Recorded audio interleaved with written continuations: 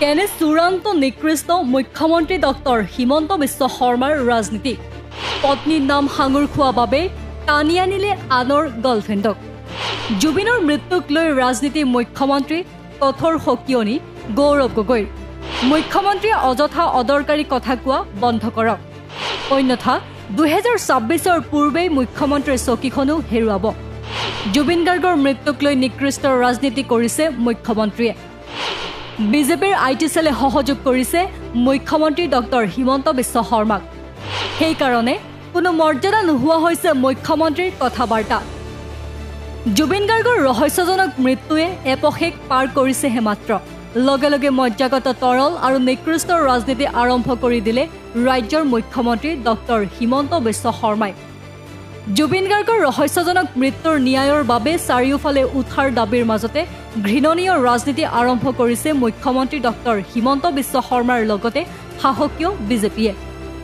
জুবিন গাৰ্গৰ মৃত্যুৰ তদন্ত কেন্দ্ৰীয় তদন্তকাৰী সংস্থা চিবিআইক দিয়াৰ বাবে উঠাৰ দাবী আৰু পত্নী ৰিণিকী ভূঞা শৰ্মাৰ প্ৰতিষ্ঠানৰ নাম উচ্চাৰিত হোৱাৰ পাছতে যেন হিতাহিত জ্ঞান হেৰুৱাইছে মুখ্যমন্ত্ৰী হিমন্ত বিশ্ব শৰ্মাই হয় ছিংগাপুৰৰ নৰ্থ ইষ্ট ফেষ্টিভেলত মুখ্যমন্ত্ৰীৰ পত্নী ৰিণিকী ভূঞা শৰ্মাৰ প্ৰতিষ্ঠান জড়িত থকাৰ অভিযোগ উঠাৰ লগে লগে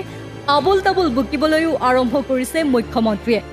উল্লেখ্য যে 19 ছেপ্টেম্বৰত জুবিন গাৰ্গৰ ৰহস্যজনক মৃত্যুৰ পিছতে নৰ্থ ইষ্ট ফেষ্টিভেলৰ আয়োজক শ্যামকানু মহন্তই নৰ্থ ইষ্ট ফেষ্টিভেল বাতিল কৰা বুলি ঘোষণা কৰিছিল কিন্তু শেহতীয়াকৈ প্ৰকাশ পাইছে যে জুবিন গাৰ্গৰ মৃত্যুৰ পিছতো ছিংগাপুৰত নৰ্থ ইষ্ট ফেষ্টিভেল চলি আছিল আনকি ফেষ্টিভেলৰ নাম হলাই মুখ্যমন্ত্ৰী পত্নী ৰিণিকী ভূঞা শৰ্মাৰ প্ৰতিষ্ঠান গোল্ডে ট্ৰেডে নৰ্থ ইষ্ট ফেষ্টিভেলত ফেশ্বন শ্ব' আয়োজন কৰাৰো গুৰুতৰ অভিযোগ উঠিছে জুবিন গাৰ্গৰ ৰহস্যজনক মৃত্যুৰ ন্যায়ৰ দাবীৰ লগতে